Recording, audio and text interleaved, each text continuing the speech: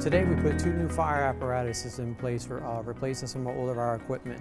We started a tradition in the fire service, was done many years ago, and I haven't noticed it being done in this department, so I wanted to bring something new to the department for these young firefighters coming aboard, and maybe they'll carry the tradition forward of putting the trucks back in service with the push of the trucks.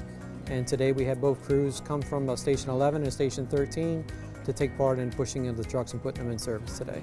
2.5 years ago, this process started developing new fire trucks. These are fire pumpers. They carry 500 gallons of water. They have a pump on the fire truck, carries all our air packs, all our extrication equipment to cut people out of cars.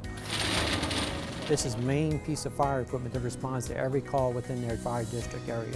These trucks roughly right now are running $850,000 a piece. Part of Louisiana Property Insurance Association, which is a fire rating that goes to homeowners' fire insurance rates, is to keep a fire service at top-notch equipment. We're a Class 1 fire department, the very best that you can be in the state of Louisiana, and it's due to the residents' support of our fire millage that allows us to buy equipment like this and maintain our fire apparatus. I just want to thank the residents of Jefferson Parish and our fire district for supporting us all these years, and their continued support is going to give them the very best fire service they can have.